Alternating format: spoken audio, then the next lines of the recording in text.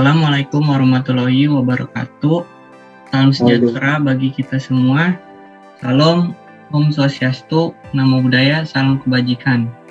Pada kesempatan hari ini, saya dan teman-teman saya akan mereview sebuah film dokumenter yang berjudul Muter Penguripan.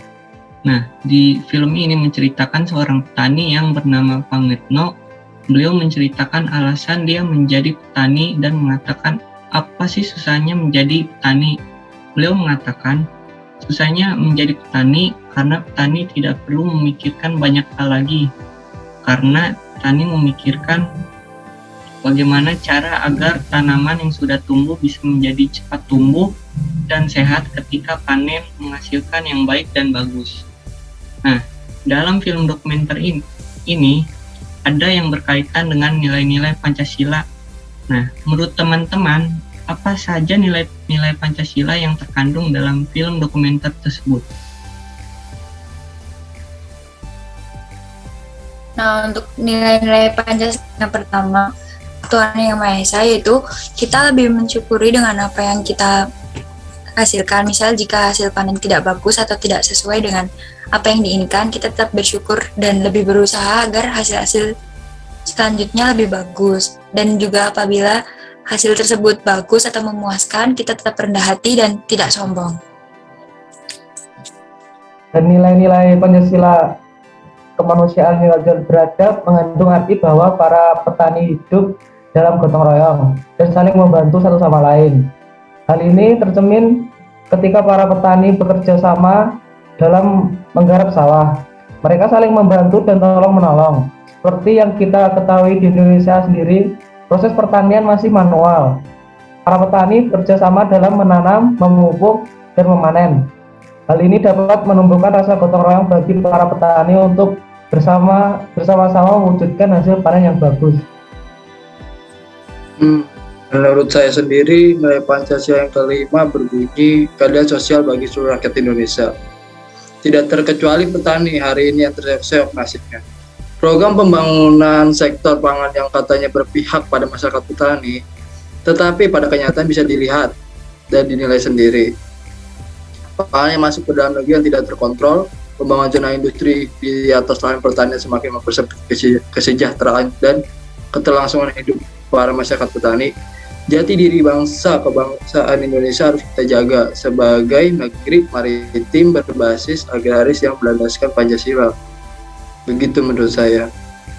Oke, terima kasih atas penjelasannya teman-teman. Oke, selanjutnya berikan analisis teman-teman selanjutnya. Apa kebijakan pemerintah terhadap kesejahteraan petani di Indonesia? Nah, untuk kebijakan pemerintah terhadap kesejahteraan petani, berdasarkan artikel yang saya baca, dijelaskan bahwa sudah ada stimulus dan insentif untuk menjaga kinerja di sektor pertanian dan perikanan, antara lain program padat karya pertanian, program padat karya perikanan, banpres produktif UMKM, sektor pertanian, subsidi bunga mikro atau kredit usaha rakyat, dan dukungan pembiayaan koperasi dengan skema dana bergulir.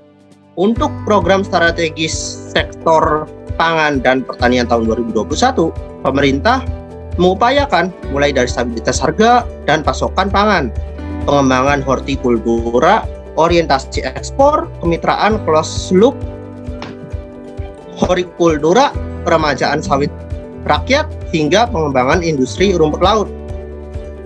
Pemerintah juga dapat lebih meningkatkan kesejahteraan petani dengan cara melindungi lahan pertanian dengan salah satu caranya yaitu dengan melakukan pengendalian ahli fungsi lahan. Pemerintah juga bisa dengan meningkatkan kuota pupuk yang diberikan dalam kartu tani hingga minimal 50% dari kebutuhan. Pemerintah juga bisa memberikan benih harus bottom up dan menaikkan HPP. Tingkatan HPP merupakan upaya memperkuat Bulog dalam menyerap gabah petani khususnya pada musim panen raya. Dan pemerintah juga dapat mengurangi impor hasil pertanian untuk meningkatkan kesejahteraan rakyat.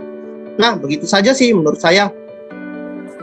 Nah, kebijakan pemerintah menurut saya terhadap kesejahteraan petani Indonesia, kebijakan pemerintah yang baik tentunya akan mendapatkan dampak yang positif juga bagi petani. Pemerintah juga memberikan edukasi yang cukup, memberikan subsidi pupuk, dan tidak mengimpor beras dari luar negeri untuk meningkatkan kesejahteraan petani. Sebagian kebijakan pemerintah sudah mulai mensejahterakan para petani, contohnya kurang lebih seperti pembentukan kelompok tani yang dimana setiap kelompok tani akan diberikan modal bibit, bahkan mesin bajak. Nah, hal tersebut adalah salah satu contoh dari upaya pemerintah untuk mensejahterakan petani, karena hal ini sangat membantu petani yang mungkin kekurangan biaya atau alat untuk modal awal mereka. Nah, sistem dari kelompok tani ini setiap anggotanya kelompok bisa menggunakan haknya. Misalnya Bapak Tono ingin mulai menanam padi, tapi tidak memiliki mesin pembajak. Nah, disitulah keuntungannya dalam kelompok tani bisa menggunakan mesin pembajak yang diberikan oleh pemerintah. Nah, oke, terima kasih atas penjelasan teman-teman. Yang selanjutnya, analisis dan solusi seperti apa masa depan pertanian di Indonesia di tengah lahan yang makin lama makin habis dan anak muda yang enggan bekerja di sektor pertanian. Analisis dan solusi jika lahan pertanian di Indonesia semakin menyempit. Jika lahan di Indonesia semakin menyempit, maka akan terjadi krisis pangan. Solusinya adalah pemerintah menyediakan lahan khusus bertani atau menyewakan lahan pertanian dengan pajak yang rendah. Yang selanjutnya, analisis dan solusi jika anak muda di Indonesia tidak ada yang ingin turun untuk bertani lagi. Maka Indonesia akan kekurangan sumber daya manusia di bidang pertanian dan akan mengakibatkan krisis pangan yang sangat. Solusinya adalah memberikan kehidupan yang sejahtera kepada para petani agar anak muda berminat terjun ke profesi ini sebagai petani. Kesejahteraan yang dimaksud adalah dengan harga hasil panen yang lebih meningkat dari sekarang.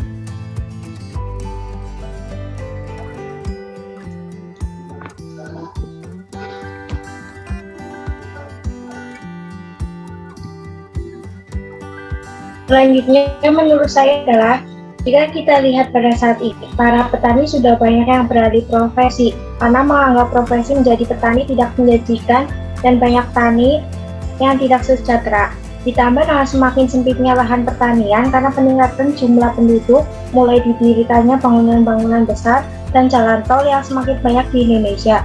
Maka bisa diprediksi bahwa semakin menyempitnya lahan dan semakin berkurangnya minat generasi muda pada sektor pertanian, maka sektor pertanian di Indonesia akan sepi dan Indonesia akan menjadi negara yang kelaparan karena tidak ada suplai bahan makanan pokok dari dalam negeri. Maka solusi yang bisa diambil adalah dengan mulai mensejahterakan para petani agar para petani tetap mau bertani dan generasi muda harus sadar dan perhatian akan kondisi seperti ini. Maka pemerintah perlu lebih memperhatikan generasi muda agar tertarik pada sektor pertanian. Dengan meningkatkan kualitas penumbuhan wirausahawan muda pertanian atau PWMP dan penyuluhan pertanian kepada generasi muda. Dan untuk lahan yang kian menyempit, pemerintah harus memperhatikan itu, karena tentu saja lahan tani sangat penting bagi sektor pertanian. Selain itu, para petani bisa mulai menciptakan inovasi-inovasi baru di tengah masalah seperti ini. Oke, terima kasih atas analisis teman-teman mengenai film dokumenter yang berjudul Muter Panguripan. Nah, kesimpulan film dokumenter ini bernama Pangetno yang merupakan seorang petani yang menjalani hidupnya dengan senyuman dan pantang menyerah untuk menafkahi keluarganya. Nah,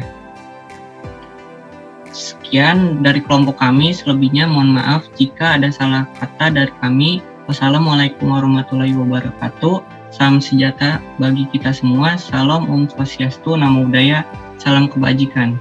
Terima kasih.